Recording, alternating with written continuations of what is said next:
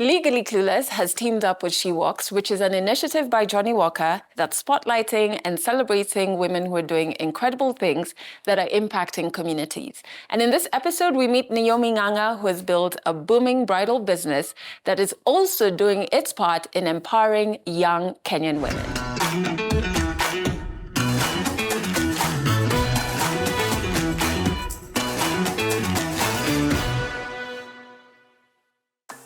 My name is Neomi Ng'anga, a woman who wears many, many hats, literally. I'm an actress, former radio presenter, a body positive champion, and currently the founder and creative director at Styled by Neomi Fashion House, where we make women just feel beautiful through our fashion. We've evolved into bridal fashion now, and we are also putting a lot more smiles on brides on achieving their dream wedding dresses. I've always been this girl, even in school, that always wanted to look fabulous. I've been curvy all my life. And I remember even my mother used to joke how I used to wear my uniform. I always tried to find something to elevate my school uniform. I've always wanted to look good, but it never occurred to me that I would run a fashion business at any point. And that's why immediately after high school, I got into acting and I started doing a few shows here and there, both local and global. After that, after being now an actress, I ventured now into radio. When you're entertainment, looking good is standard. Yeah, and so I started getting a lot of pressure. You know, when you're called for these events, red carpets, interviews, and you want to look, popping. And so it was difficult for me at that age because I've been chubby all my life, and when you look at me, I didn't look my age at that time. When you're chubby, you tend to look a bit older, more than your age. So I was in my early 20s, but I know I looked maybe my late 30s at that time. So my heart was still a young soul, and I wanted to look fabulous. And I remember I had saved a lot of pictures from Akina Beyonce at that time, Akina Rihanna, and I wanted those fancy look, shopping around in Nairobi to find those kind of things. It was quite a challenge. So I remember there's a time we were launching a movie with a Nigerian production, and they had invited us at Hilton. It was a big deal. We were told there'll be red carpet, there'll be paparazzi, and the pressure was too much. And so I went around looking for an outfit, and I couldn't find. Then a friend of mine told me, hey, Nakumat, I don't know whether I remember the Nakumat in town, Koinange Street. So they had a whole floor of outfits. And she told me, maybe just go and try there. They might have something for you for the red carpet. So I went there so happy, so excited to find something. And when I got there, so I asked the sales attendant, where can I get red carpets, glamorous, flowing dresses? And she's like, come, I show you. And so she took me to a section. And we are standing there, and I'm looking at this, and I'm like, I can't see anything close to a red carpet here or to a glamorous evening dress. And she's like, but wewe ni mkubwa. So mnavanga hizi t-shirt kubwa. And she took me to the maternity side where they had big t-shirts and those loose dresses. And I told her, no, this is not what I'm looking for. So I tried to show on my phone, this is what I'm looking for. She's like, hiyo size yako. Hawezi pata hapa. And so it was really frustrating at that time. And then I just had to go to thrift something. And by the end of the day, I went and showed up at the event, and I still looked good. But after that, I was like, when will this struggle end? I Googled, fashion designers for plus size women. There was none. And the only thing I could find maybe Amazon at that time. And shipping cost, what? I don't even know how that happens. I don't even know how to order from our website. So it was a struggle. And so I started now trying to work with our local fundis. So but whenever you go, they're like, hey, madam, utatumia material mingi? Na hii bei itabidi uongezee. And so I gave them a chance, to fix for me a few things. And as always, quite a disappointment because I would say they are not really equipped to dress bigger bodies or curvaceous body. And it is sad we're in Africa. Our moms, our sisters are like this. So it was quite frustrating. I used to get disappointed when I go to a food and they just don't get it. But they show me something that look like a mother. And I'm not a mother that time. I'm young and fabulous, So for me, it was just, I got to a point, I'm like, I need to do this. So I started doing my own research. And how can I create beautiful pieces for myself? So that every time I'm called for these interviews, now I'm on TV, I have shows running on our local channels. I need to look fabulous. curvaceous. And at that time, I used to be a topic of discussion because it was very rare to see a curvaceous plus size woman on TV.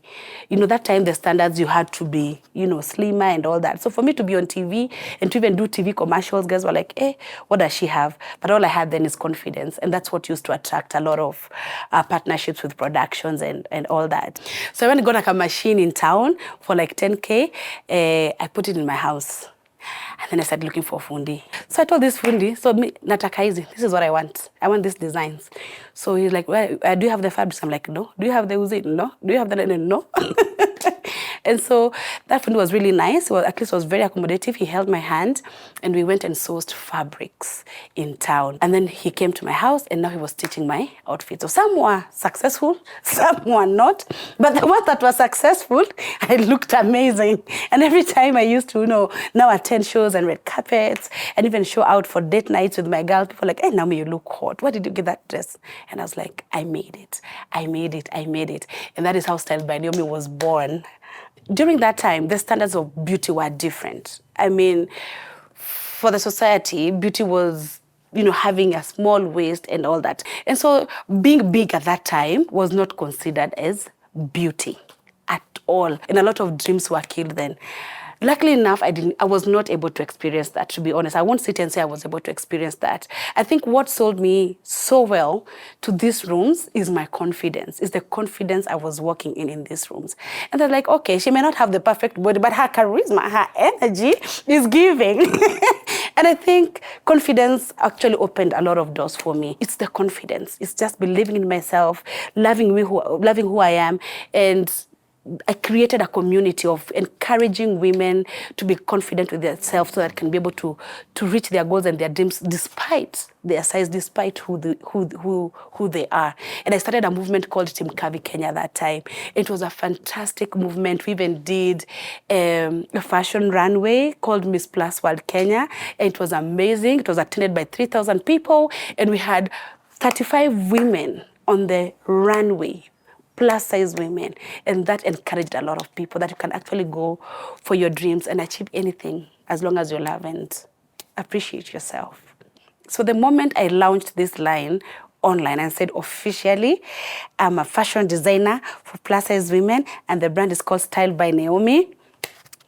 All the women from Team Kavi, first of all, remember I had a community for Team Kavi and other women in Kenya who just didn't know where to find something to wear. And now they have this person who is identifying with them and she looks good on top of that. And so they wanted to look more like me. So I started getting a lot of orders. Pressure. Do I know how to run a business? So there were many mistakes.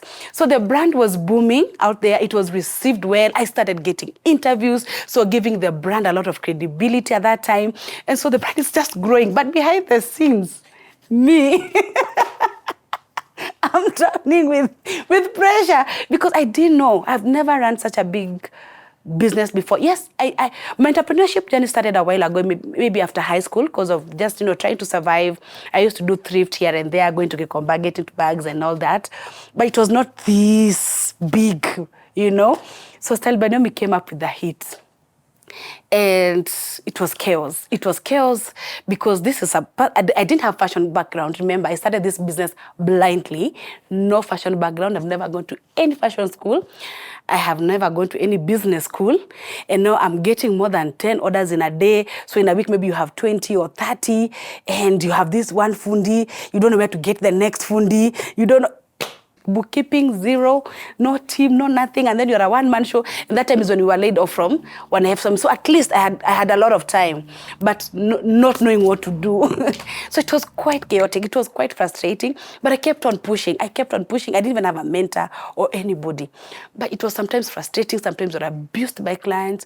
There's someone who tried even to sue me at that time because she has ordered, we have not delivered, nobody's communicating because we don't have customer service. I'm the customer service, I'm the accountant, I'm the cleaner, I'm the marketer, I'm the delivery guy, I am everything.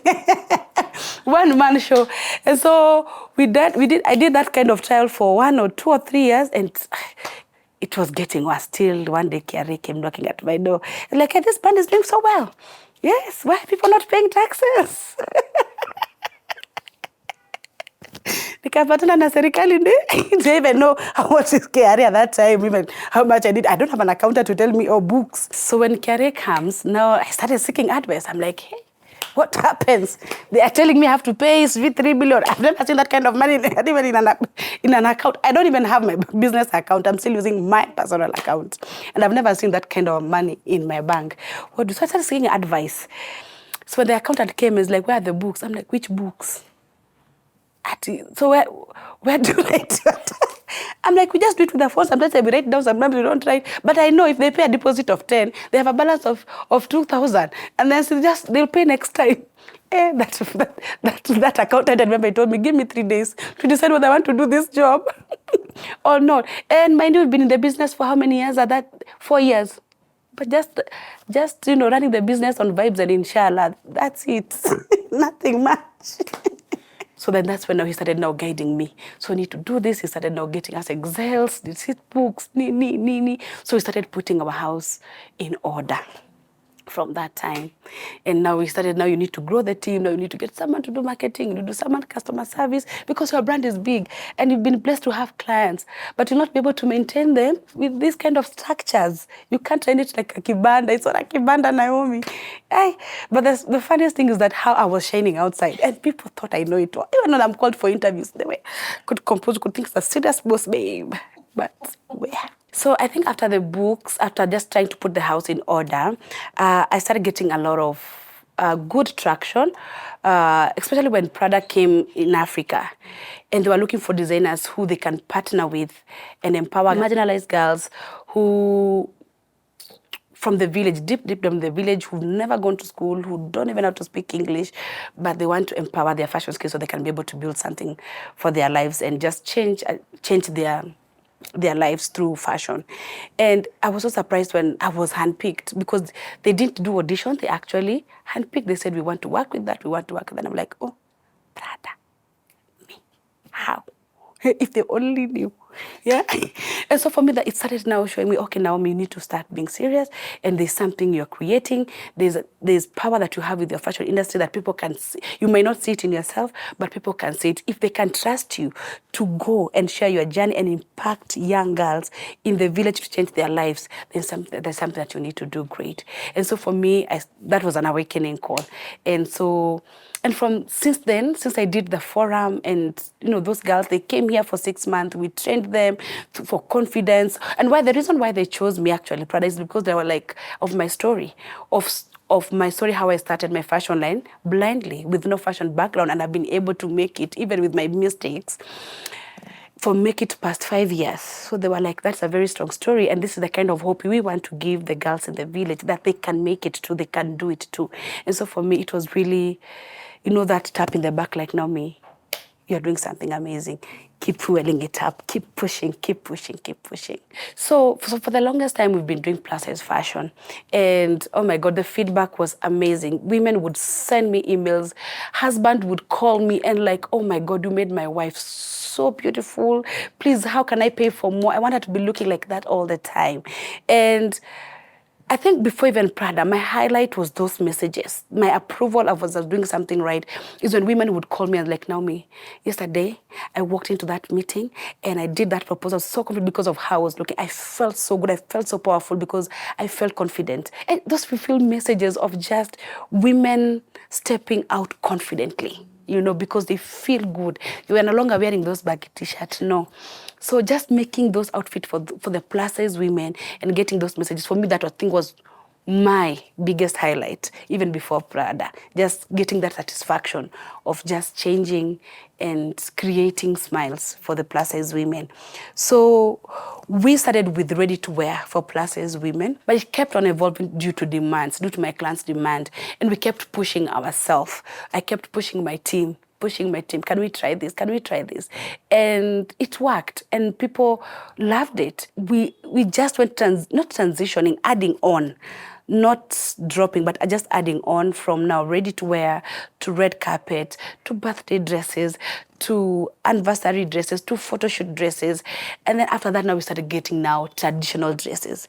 People are like, now, Naomi, now I can't see anybody who can make for me a traditional dresses, but I like the way you are bold. Your outfits are bold, and I want something bold. Can you make for me something outstanding for my wedding? And now we got on to traditional dresses. Yeah, it's been evolving like that. After COVID, after we resumed back, we started now getting demands for brides. There's one incident that really awakened me. A very good friend of mine, and she got engaged, and it's been a long time coming. Like, she's been waiting to get married for the longest, and we were so excited for her. I was like, yeah, she's getting married. And me, I'm here because I'm the fashion designer, and I'm going to make my friends wedding dress. And I couldn't wait. Then she comes with breaking news and she's like, Naomi, I love you. I'm like, yes. And I trust your taste. Yes. And she's like, now I want us to go to Dubai to go and look for a wedding dress. Those moments you're like, yes, yeah, mom, yeah, let's go to Dubai. But deep down, it broke my heart, not in a bad way. And we went, and I helped her, and we found her perfect dress. But after coming, I was like, why did my friend not trust me enough to make a wedding dress? I called and asked her, by the way, is it that you didn't find any designer around to make your wedding dress? And she was like, no, in this market, people are not really thorough with details, and I don't know, I wasn't ready for any disappointment. So it's my special day. I've been waiting it for long, so I wanted to be sure of my wedding dress. So I asked her, did you shop around? She's like, but where? Where can you shop around for a wedding gown? Here. Not sure. So then after that, same thing. Remember the story? I didn't get my red carpet dress for the premiere. Now this one also went back to the drink, but I was like, so if our Kenyan brides are using all this money to go in another country to look for brides, then something is missing. Why would they not promote Kenyan designers to make their wedding dress? Why do they trust us? What is it lacking in the market? And again, I did my research. And last year in August, I launched Effortless Collection by Style by Naomi to cater for brides. Women were not finding somewhere where they're accommodated nicely. Being a bride bride is a very special client, very, very special. This is her only day, and this is the only day she's gonna wear this dress. So their journey is different from these normal outfits. From the moment they call you to the day they say, I do, you have to make that moment special. And I think that's where the gap was. Yes, you can find a dress, but who is walking with you throughout this journey? Who is there to listen to talk to you? Because it's a long journey. It's a long journey customizing a bride. And so they were looking for that experience. And I'm sure in Kenya, when they used to go, when I did my research, people used to treat wedding gowns just like any other dress. And nataka yachukua pesa, that's it. But they don't see the value and the speciality in this dress, the uniqueness, the story it tells about you, how you want to express yourself in this story. And for them to value that, they were not getting. And so that is what I wanted to bring to the table, to be your best friend in your wedding, to sing I do together with you, to listen to you, and just give you a stress-free, special moment, experience to your journey. It's been doing amazing. I mean, since last year, I think we've made almost like 200 brides. All right, so today we are going to learn about pricing your products correctly, yeah? So after you've made your garment, you've made a beautiful garment, so how do you come up with the right and the correct price for your garment? So what drove me to opening my fashion academy is because I also wanted to impact more creatives and more fashion designers in the industry. And for me, my mission was to empower them, especially through the business side of fashion. I realized we have so many talented creatives, fashion designers, but we don't have a lot of successful stories for them. Because why? They were not able to run their businesses or maintain their craft or grow their craft to the next level. And even there's a time I remember someone told me to look for a fashion mentor. And it was a challenge to find a Kenyan fashion designer who we can say is so successful in growing a big brand, that could mentor and give me guidance. And so for me, I said, because I've worked hard and I've gone through all these experiences, both good and bad. If I can be able to share these experiences of running the business side of fashion and be able to empower someone else who is talented, being able to do this, I'll be doing something very impactful. So once you get this skill, you're talented, you're creating amazing gowns, creating amazing outfits, then who are you selling it to? How are you making your money? How are you changing your life, through your craft, through your talent, through your products? And so for me, that's where I wanted to step in. So it's just not only a garment story, it's a business story that takes you to the next level. Like I said, I started blindly with no direction, out of a need. And I made a lot of expensive mistakes. I lost a lot of money. Some things were stolen. I lost maybe some very good clients of mine because I couldn't be able to keep up with follow-ups, with customer service and all that stuff. And so for me, if I can be able to change one woman at a time or one person at a time who is in business through my mistakes and help them to get equipped with the right knowledge and the right skills to run the business correctly and avoid making those expensive mistakes that I did, I'll be a happy woman.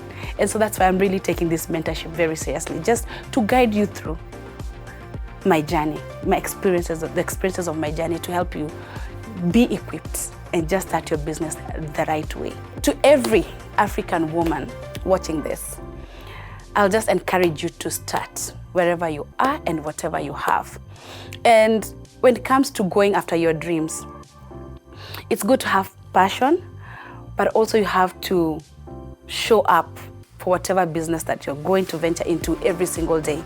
If I never showed up every single day for the last 9 years, I couldn't be sitting here. So you might have good passion, but you have to fuel your passion with commitment, with consistency, and just acceptance of failing forward. I call it failing forward. I failed forward. Failing, you will fail. I won't lie. Failing, you will fail. And there's no success without failure. Failure, then success. So is fail forward, because you'll meet obstacles along the way. And especially in the entrepreneurship journey, you never see it coming. You might think you know it all. You might go to the best business school ever. But entrepreneurship journey is very personal. It's a personal journey, and you're on your own lane. And whatever bumps you meet there, nobody can see them. Only you can see them. So the best thing is to jump this bump and keep moving, because at the end, there's a success story to celebrate. And African is not ready for what you're about to offer. So go for it. Just start with whatever you have, and don't look for perfection. No, there's no perfection in this journey. There is no perfection. Just keep on failing forward. And then one day people will ask you, how did you make it? And you just say, I failed forward. So do not fear to fail, because that is where success lies.